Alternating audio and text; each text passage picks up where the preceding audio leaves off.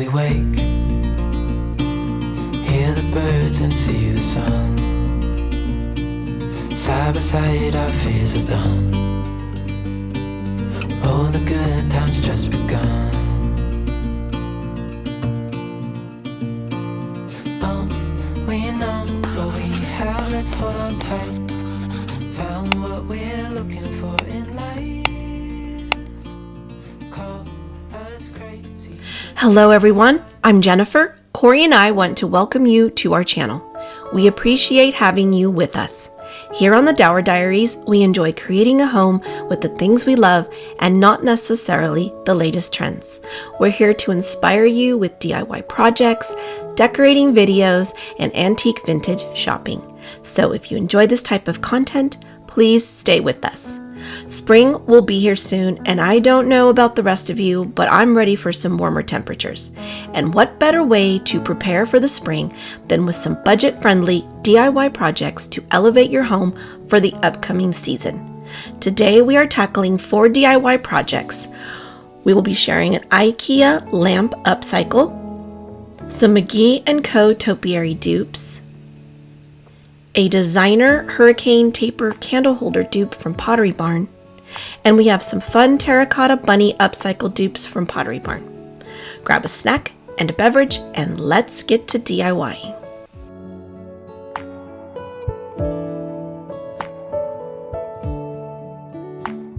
Our first project was one that our daughter Kaylin wanted to tackle. She had this IKEA lamp that she wanted to upcycle from brushed nickel to something more old and vintage looking. We disassembled the lamp and set the glass shade aside. Once we taped off the pull cord and the power cord, Corey gave the entire lamp 2 coats of Behr spray paint and primer in the color Black Matte.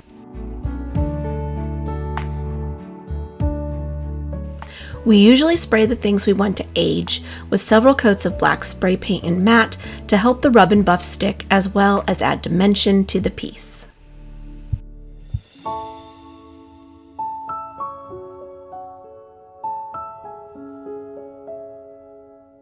Once the lamp had dried overnight, Kaylin began the process of making it look like aged brass. I brought out my beloved rub and buff in European gold, and she set about giving it a first coat.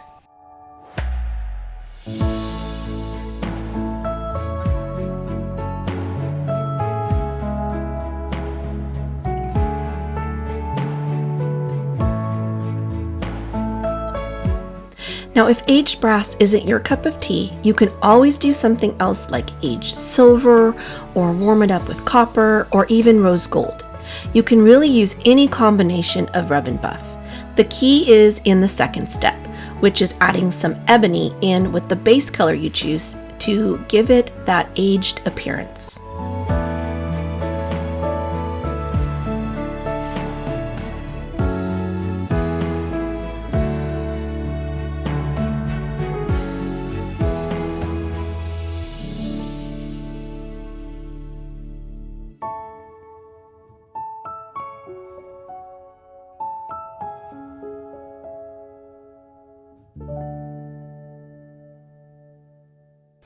I also like to dab the last step on to give it a more mottled appearance, but again, that is up to your preference.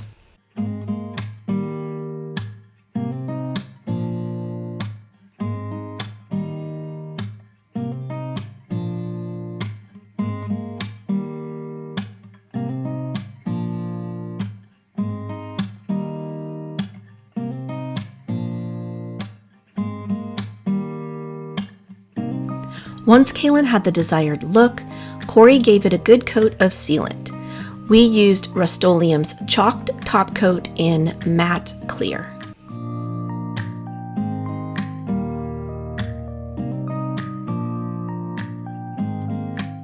And here is the finished upcycled IKEA lamp.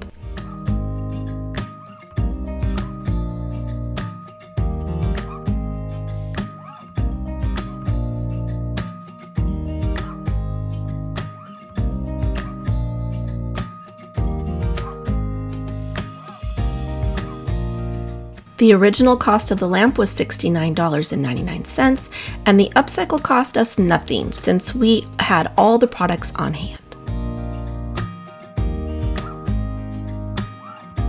Our second project was to create some fun topiaries for spring. I saw that McGee Co had launched some with their spring collection, but the small topiary cost $62 and the large one cost $82, and I thought I could make them for much less. I started with 3 different sized terracotta pots and saucers. Now I'm not a big fan of the terracotta color for my home, so I decided to give my pots a makeover with some paint.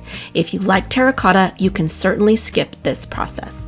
I started with Krylon paint and primer in satin leather brown, giving each pot and saucer 1 coat. I just really wanted to tone down the orange color, so 1 coat was all they needed. I found these terracotta pots at Hobby Lobby. They ranged in price from $3.99 to $1.99, and the saucers were in a pack of 5 for $1.99. You can certainly use any pots you have on hand for this project. After painting them brown, I wanted to give my pots an aged appearance, so I got out my folk art paints. Again, you could stop at this point and proceed with making the topiaries. I used a combination of country twill, linen, and raw umber on all 3 pots, but I made sure to make each one look a bit different by layering these colors in a different order. There is no right or wrong here, just go with what feels right for your decor. I went in with the paper towel scrunched up. I like the texture that the paper towel gives, but you can use a sea sponge or even a foam brush. Whatever you have on hand will work. With this medium-sized pot, I decided to concentrate the color Country Twill in the center and leave the banding on the top and bottom of the brown spray paint peeking through. I also made sure to add the color to the top rim and bottom rim. Also, don't forget the inside, at least 1/4 of the way down, just in case your moss doesn't go all the way to the top of your pot. You want the overall color to be consistent. I then repeated the same color on the saucer.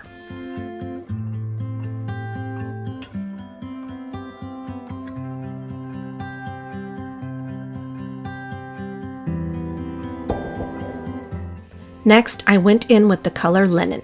I wanted to give that salting appearance that comes with aged pots, so I dabbed it on randomly, but I used less of this color than I did of the first one.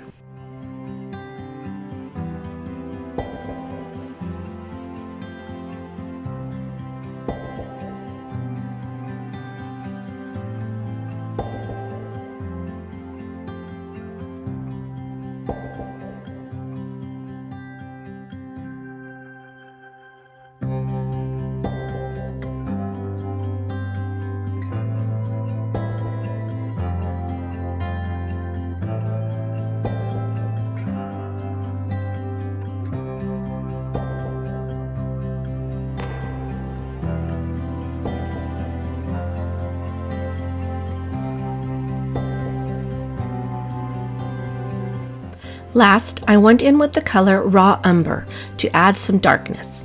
I made this very random, concentrating it more heavily in some areas.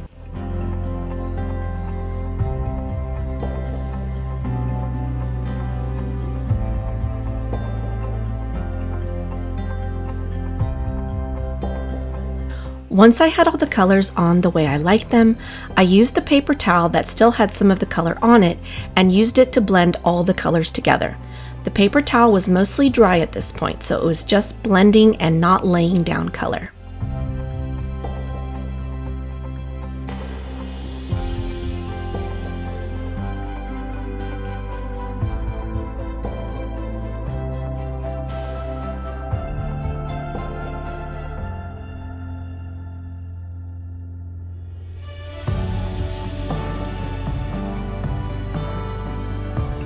On the remaining larger and smaller pots, I used the same 3 colors, only layering them in a different order to give them all a unique appearance.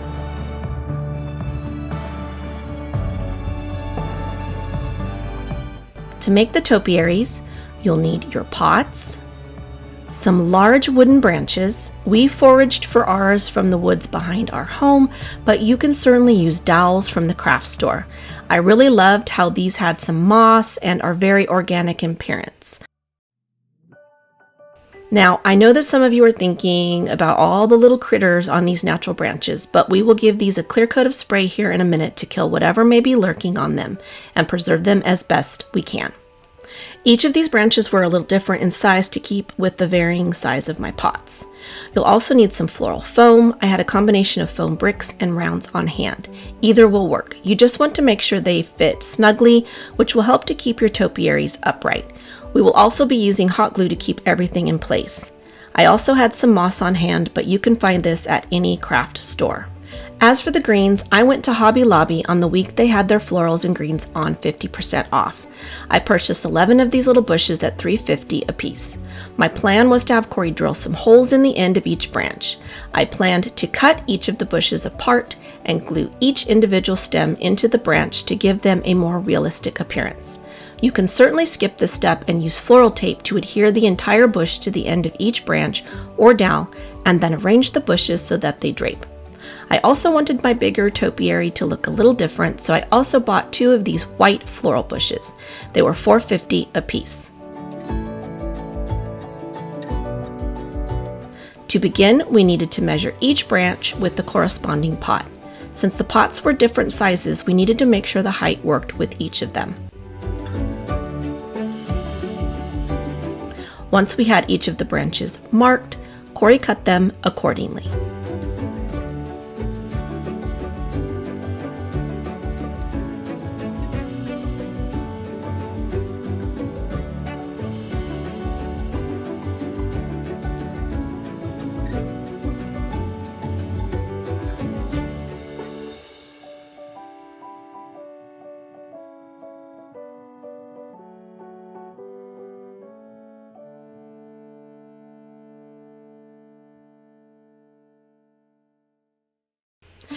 We then gave each of the branches a good coating of sealant for critter control and to help preserve the branches.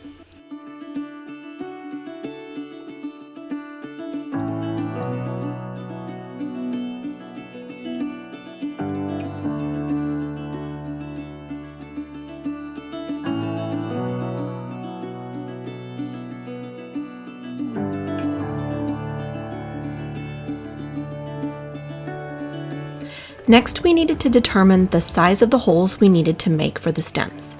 The holes should be just ever so slightly larger than the stems.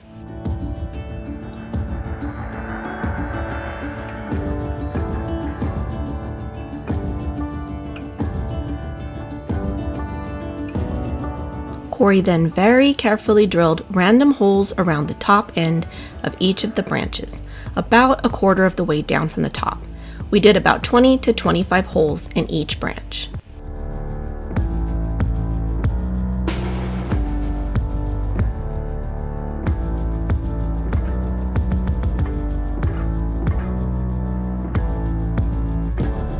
I then had Corey cut each of the stems from the bushes. The length won't matter at this point, as you will trim them as you go.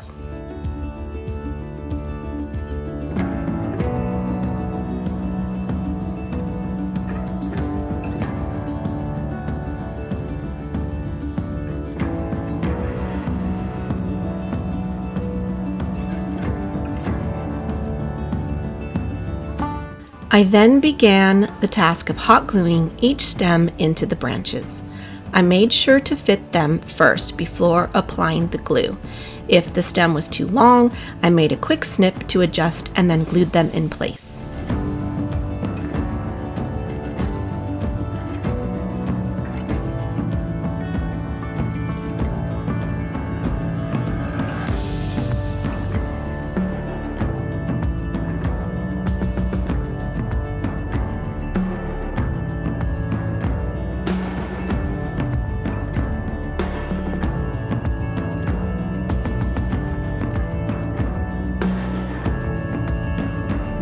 If you are enjoying today's video, please give it a like and share it with someone who would like this type of content. We would truly appreciate it, as it helps our channel grow here on YouTube. And let me know what project you liked the best, or which one you would love to try. We truly enjoy hearing from you all. And please check the description box below for all the project details and any links I mention.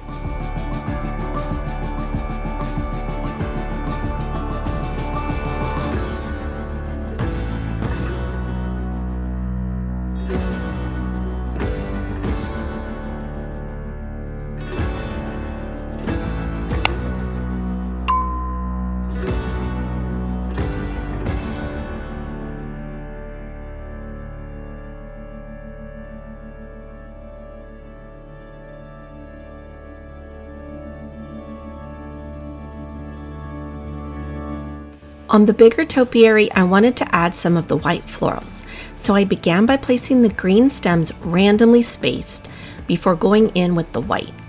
I only had 2 of the white bushes, so I knew I needed to add in the green for filler.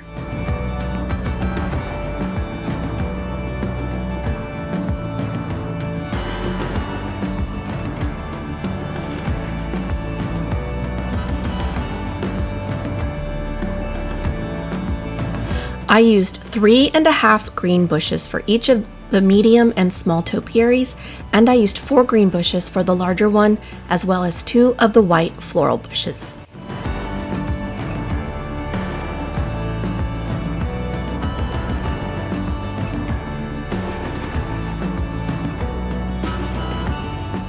Once I allowed the stems to dry on each of the branches, I set about creating the topiary. I used the foam to anchor the branches into the pot, making sure to glue them in really well for stability. You'll want to make sure you center your branch before pushing them through the foam.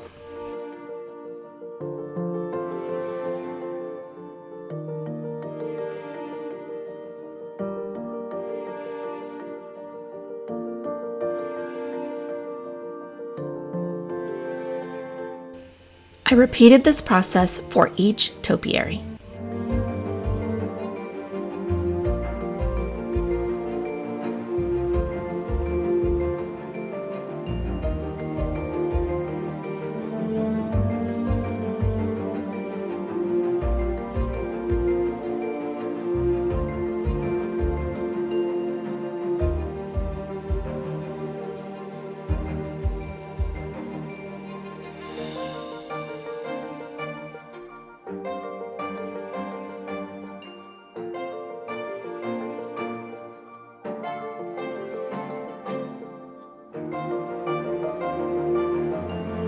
I then began adding the moss. I also glued the moss down to the foam to keep it in place.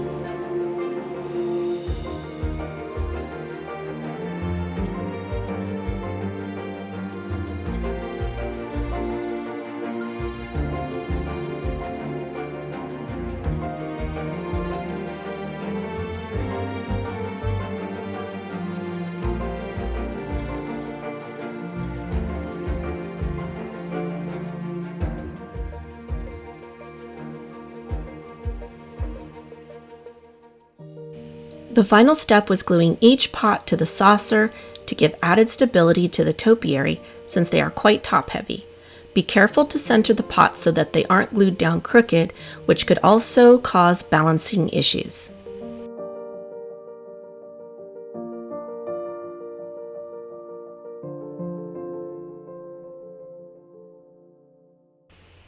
And here is our McGee Co Topiary dupe. I know I varied away slightly from the original, but I absolutely love how these turned out. They are going to be a staple in my spring decor for many, many years.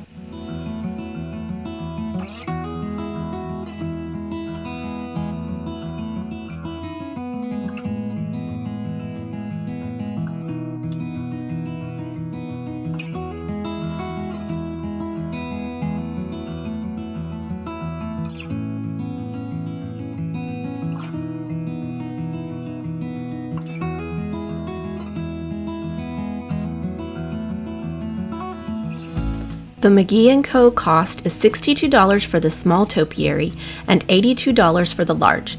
We spent $60 for all 3 of our topiaries. You would spend at least $206 for 3 McGee Co topiaries.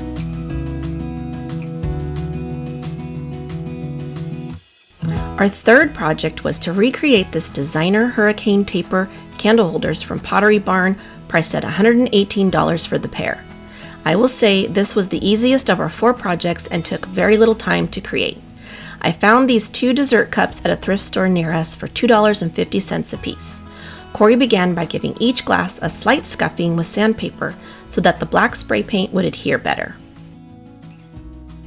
The key is to find shallow bottom glasses so that the hurricanes fit properly, so keep your eyes peeled when you're out thrift shopping.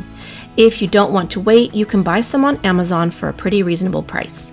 Again, be sure the size and shape will fit the hurricanes. Our glasses measure 3.9 inches across, and our hurricanes measure 3 inches across. We used Behr spray paint and primer in matte black, giving each glass 3 coats, allowing to dry between each coat.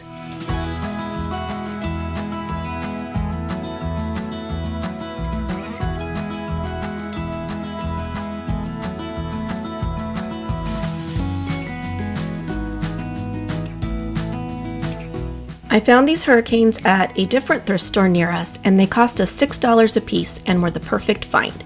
Again, you can find these types of hurricanes on Amazon. They do get a little pricey, but the cost will still be well under what the Pottery Barn holders cost. You'll also need taper holders. I found these on Amazon, and I will leave a link for you below. They cost $7.99 for the 2 and are very heavy metal holders. Great product for the price. You will also need some black felt to use as a buffer between the hurricane and the base. We had some on hand, but you can get squares for 25 cents at Hobby Lobby. The felt will also help to secure the hurricane inside the glass base, so this is a very important step. We cut the felt into a strip about 1.5 inches wide. We measured the length of the circumference of the glass and then folded it in half and glued it together to give more cushion to the hurricane. We then placed the felt strip inside the glass and tested it with the hurricane to make sure we had a snug fit. Next, we glued the taper holder to the bottom of the glass base. Be sure to get this centered, as it will look odd in the hurricane if not.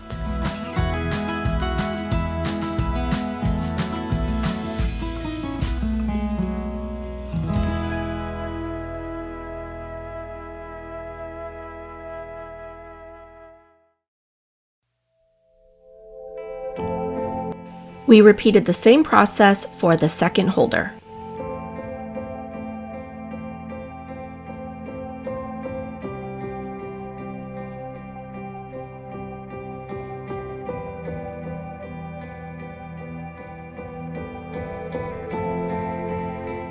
Here are our finished hurricane taper holders.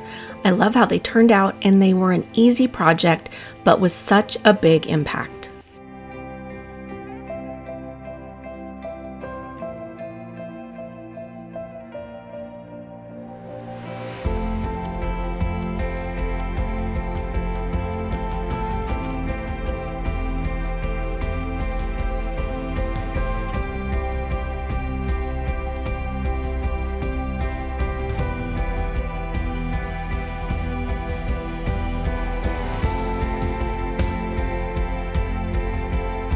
The cost for the Pottery Barn pair is $118. Our cost was $25.50.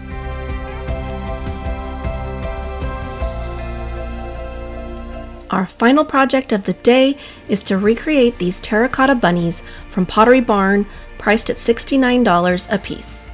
To begin this project, you'll need some white paint, and we had some old paint on hand. Now don't look at the can because it isn't deck paint we're using. Any wall paint will work. You'll also need a box of plaster of Paris. If you don't have paint on hand, you can just mix the plaster of Paris with water as directed on the box. We just substituted the water for white paint.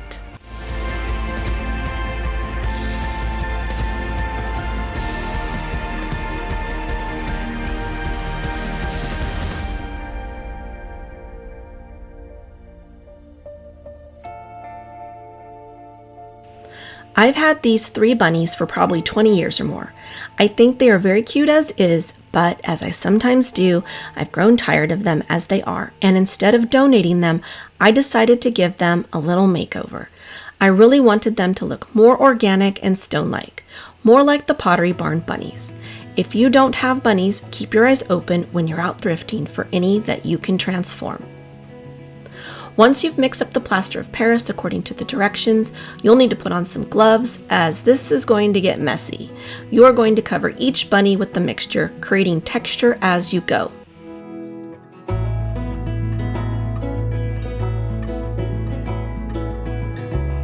There is certainly no right technique here, just slap the plaster on, making sure not to overdo so that the shape and contours are still visible.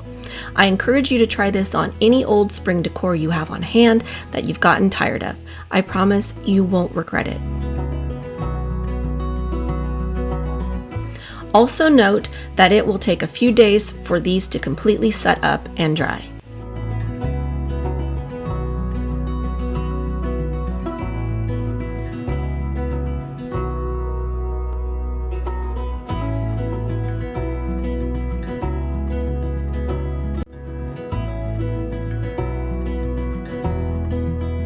He repeated the process for each bunny.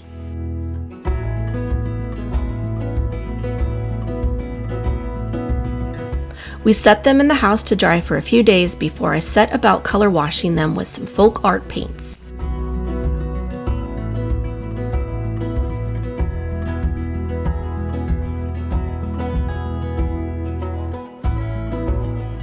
I also bought these plastic eggs from Hobby Lobby on sale, and I had Corey cover them with the plaster as well to give them a stone look. I thought they would be fun to add to my decor this year. I wanted to give the eggs the appearance that they were stone underneath, so I began by adding some spotting with this apple barrel matte paint in country gray. I used a small brush to create the spotting effect in the low areas between the texture, placing randomly. Now be sure not to overdo, as they will look spotted instead of textured.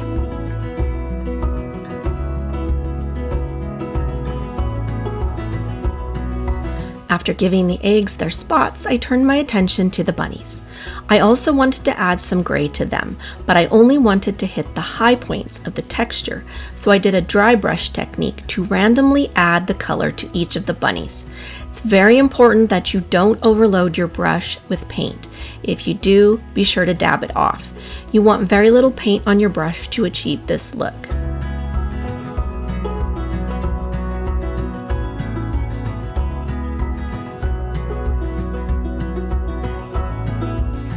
Again, I'm adding the paint randomly, but also going heavier in some areas.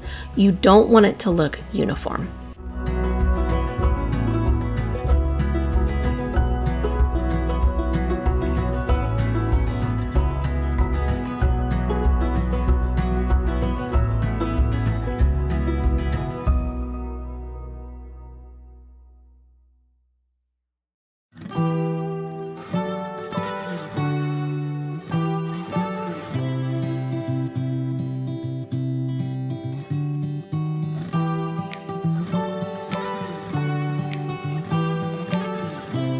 Once I had the gray on the bunnies, I then went in with a color wash using a mixture of linen mixed with water.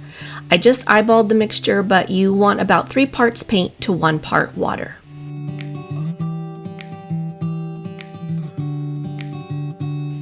I first tried the color on the eggs to make sure I liked it.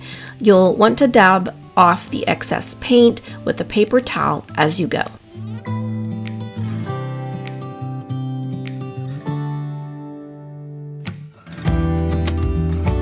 Once I determined that I had the color right, I then set out to give the bunnies a wash of this color mixture to age them, repeating the same process of applying and dabbing off with the paper towel. Also note, I didn't wash down the entire bunny. I placed it more heavily in some areas, but did leave some of the underneath white showing through. You want them to have a mottled appearance.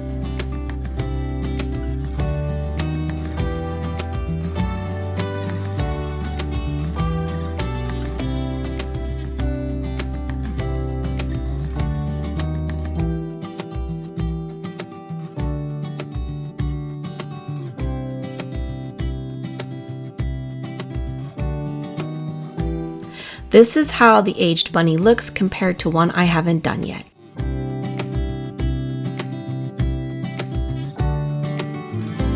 Once I had all 3 bunnies done with the color wash, I realized they needed some dimension, so I went in with the darker color Country Twill and water, 3:1 as before, and added it to the indentions to give some depth and shading.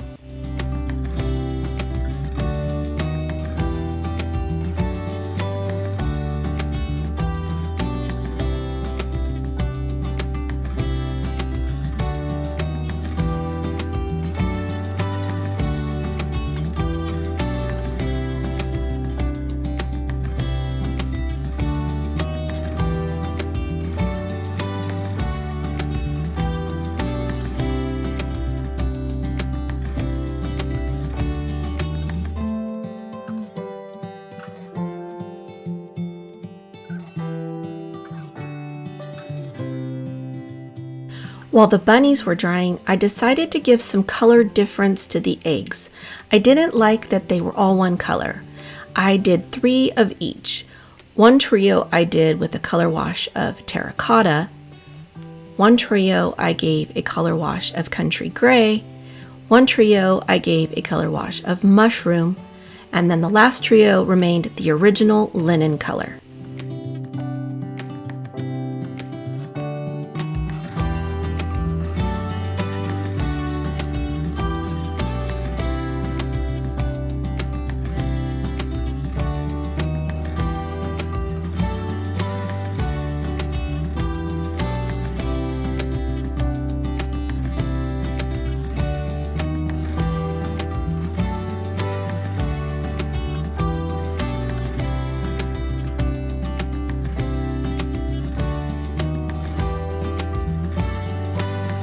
And here is how they all turned out. And I love these so much for spring and Easter. Such a beautiful addition to my decor.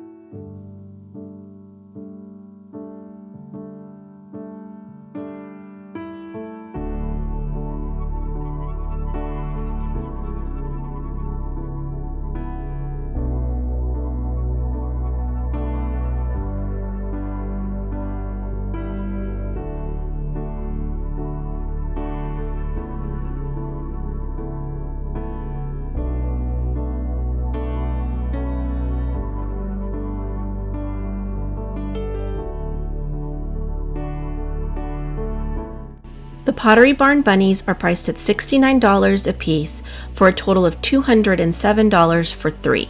We paid nothing since I already owned the bunnies and we had all the paint, plaster, and other items on hand. We want to thank you all so much for being here with us today. We hope we've inspired you to do something creative for the spring season. If you're new here to our channel, please consider subscribing and joining us. We would love to have you as we post content weekly. If you all enjoyed our little projects today, please give us a like and share to help us grow here on YouTube. We truly appreciate all of you that come back to visit us week after week. Now don't forget to leave us a comment as to your favorite project today.